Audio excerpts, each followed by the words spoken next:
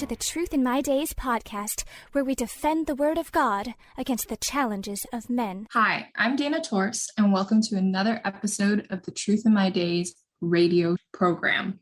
Today, I'm here with John Torst and Jason Chan as they discuss the important topic of creation and evolution. We are continuing from the previous episode. We hope you enjoy. So let's suppose that out of our A, T, C, and G, let's suppose our origin of life scientists did find some law explaining why A, adenine, is attracted to T, thymine. Okay? They found a law that says, yep, A is attracted to T. All right. So you get an A and a T gets attracted to it. What's going to get attracted then to that A, to that T there? Another A. Another A. Yeah. And then to that? T. And then to that? A. And to that? T. Yeah, that's just, you just get AT, like the sodium chloride, sodium chloride. That's not information. A law, because a law by definition always does the same thing in the same way, can only ever give you this kind of redundancy. It cannot give you information. Which means now, necessity is out. So chance doesn't work, and necessity doesn't work. What's the only thing left? Design. Which once again, we have shown that, and science, okay, we're not even looking at the Bible right now. The science of the situation has shown that the information, so even if you go the deist route and say, okay, we'll give you, there must be a God to create the first cell, but evolution takes over from there. We've seen it can't, because there's no way. If you have that original cell with its DNA, it needs all of these vast quantities of new DNA, and we've seen that the only explanation, the only way that works to get that is design. Okay, so there you go. You're left with design. Another way to illustrate the impossibility of this view is to realize, as we've mentioned, as Bill Gates said, DNA is like computer code. It's like a computer program, though far more complex than anything we've ever been able to do. Okay, now have you done coding, Jason? Yep. Lines and lines and lines of coding. What language? I've used C, Python, MATLAB. You're a young man there. My day was Fortran and yes. Basic. Yeah, my day when they first brought out I was there when they first brought out home computers, and people would buy these Commodore VIC-20s and Commodore 64s, and there wasn't a lot of off-the-shelf software. You wrote your own programs in Basic. It's got stuff for beginners, all-purpose symbolic instruction code, and actually wrote all of the software to crunch all of my data for my engineering thesis. Mm-hmm. I did it on a Commodore 64. How long did that take to crunch? I don't remember. But this is a Commodore 64 at 64K of internal memory. Okay? Not M, not G. Right.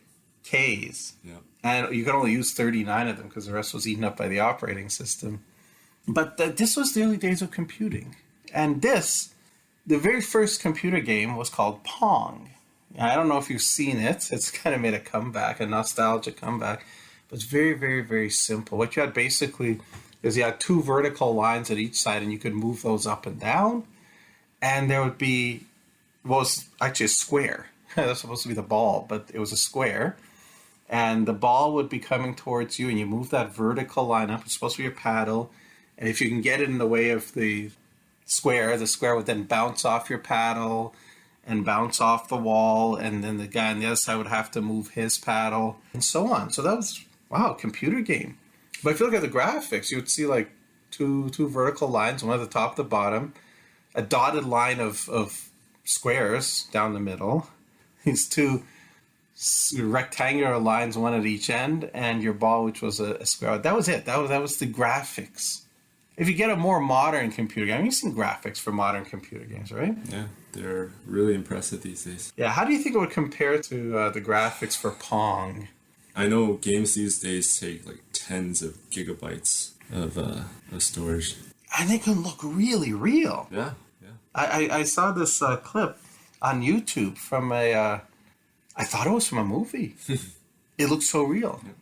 I was looking at what movie is this from? I was trying to track it down. I read it's not from a movie. It's from a video game. And it looked so real. Yeah.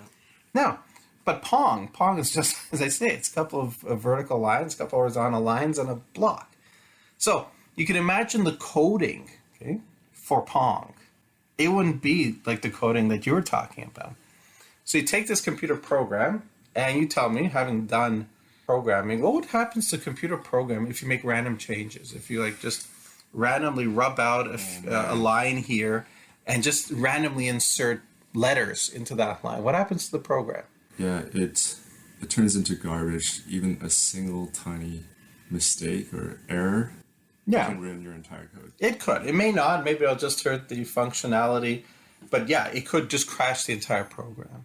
Okay, we know when you make random changes to information, you don't get better information that does new things. Okay, coding is something that requires intelligence to very carefully, well thought out things to create new functionality. The idea that you can randomly change letters in DNA and get new functionality is like randomly changing lines of code in a computer program and expecting it to do new things. Is that possible? Of course not. And they know it's not possible. They know it can't be done, and yet they still try to tell you that this is how it happened. They'll tell you that externally. Inside, as I said, they know chance doesn't work. But that's what they'll be telling you, and you can know already. Okay? You don't need to know the mathematics. If you know anything about computer programs, you know that you cannot arbitrarily change parts, arbitrarily substitute things in a random and expect better functionality. You're going to get a program that just doesn't work.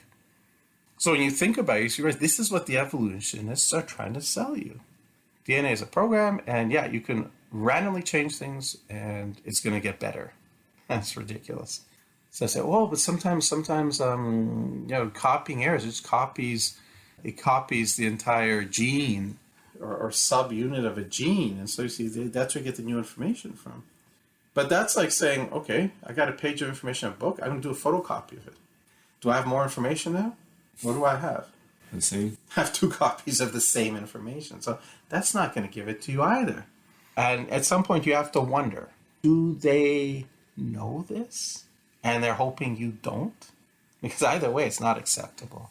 But let's come at it yet another way. Okay, the letter substitution game. Kids like to play this, so I'm used to anyway. You start with one word, and you get clues where you change one letter, and it'll give you a new word. And the clue tells you what letter to change. And in doing so, you can go all the way from one word to a completely different word. In this example, you start with the word bell, and it's going to turn into the word star, simply by changing one letter at a time. But at each point, the new word has to make sense. So the first clue is exchange for money. So bell, you change the B for an S. It becomes sell. Next clue, aquatic pinniped. Well, that's a seal. So you take that first, I'll change it to an A. You get the word seal.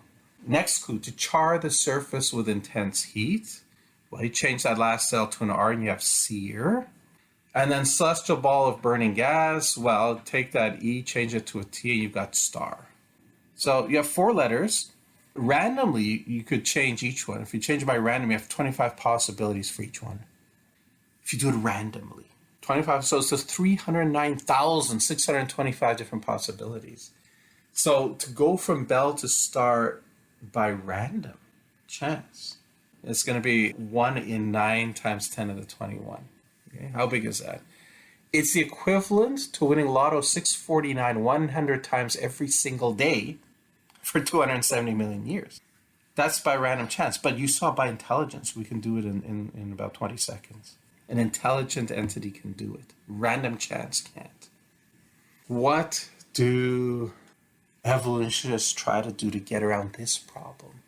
Well, often they'll go to the it happens all the time gambit. I'll say grab 2 decks of distinguishable cards, shuffle them together, lay them out for a game of spider solitaire. What's the probability of that particular lay of cards? And it says, well, it's 1 in 10 to the 166. That's below the realms of universal probability bound. Oh, so how did that unlikely thing happen? I mean, did God arrange your cards every time you laid out? And this might stumble. Christians at this point say, oh yeah, that makes sense. So unlikely things do happen all the time. But the thing is, it's not an issue of simply being unlikely. It's being unlikely and meaningful. Right, yeah. Okay? I can take my computer code and change every single letter randomly. You know, what I'll end up with is just as unlikely. But it's not going to mean anything. Again, illustrate. Not suggesting to play Lotto 649, but this person has played Lotto 649, and the winning numbers are 7, 13, 27, 33, 42, 49, and the odds of getting this is 1 in 10 billion. You picked 2, 18, 22, 31, 39, 40. You didn't get one number right. What are your chances of getting those 6 numbers by random chance? It's still 1 in 10 billion. Could you imagine going to the lotto booth and saying, give me my prize money? And the guy says, wow, those numbers don't mean anything. That's not the winning pattern. But this is 1 in 10 billion odds of getting it. I should get the prize. You're not going to get the prize because it's not enough to be unlikely. It has to be unlikely and meaningful. DNA is meaningful. It actually codes for proteins. So design is indicated when you get something that's extremely unlikely, but is meaningful. That's what information is. That's what you have in the DNA. That's what we're trying to explain. And that's what can't happen. Where I've seen chance is impossible. Necessity, as we've explained, because laws always do the same thing the same way. Necessity won't explain it. All you're left with then is design. How do evolutionists now respond to this? They will go with your old Sergeant Schultz routine. I know nothing. I see nothing. I hear nothing. Don't bother me with the facts. Evolution is true. Okay? Rule number 1, evolution is true. Evolution happened. Rule number 2, if evolution is not even possible, forget science, evolution happened. So let's do a quick recap of what we've covered so far. Do you think you can give us a recap, Jason? Yeah. So first we went over biblical creation and evolution. We talked about how only one of the two can be true. We then talked about what a theory is and what a law is, and that any theory that violates a law should be discarded. Yeah, we went over the second law of thermodynamics. We saw that the theory of evolution, we can't have spontaneous self-assembly of complex ordered structures because of the second law of thermodynamics. We also talked about the law of biogenesis and how life can only give rise to life, and the theory of evolution depends on abiogenesis, which clearly, based on the name, violates the law of biogenesis. We also went over DNA and talked about chance, necessity, or design. And we've concluded that the information in DNA can only be meaningful by design. All right, so I'll ask you, and once again, you're finishing your master's in engineering, so you know science. I don't know if you've looked in detail at this kind of stuff before, but as we've gone through it, what is your assessment? Is there something wrong with what I'm saying, or is this comporting with science correctly? Yeah, I mean, the more I hear what you have to say, John, the more, it's extremely difficult to believe in the theory of evolution. I think what you're saying tracks. And here's, I think, where big problem for the churches is that they often don't have people who know the science well. And so when they hear that science proves evolution or proves elements of the theory, they don't feel equipped to challenge it, and so they go along. And what they know is the Bible, so that they can then try to twist, and it's very, very harmful. The science does not support the theory of evolution. Now, we've looked at hard laws of science. There's still more things to look at. For example, the supposed evidence that's given for the theory of evolution. So there's a lot more interesting stuff still to come on this. And I think by the time we're finished, it'll become very, very clear that the only viable explanation for why we're here is the God of the Bible. Thank you, everyone, for listening today. Unfortunately, we have run out of time, but please join us for the next part. Same time and same place.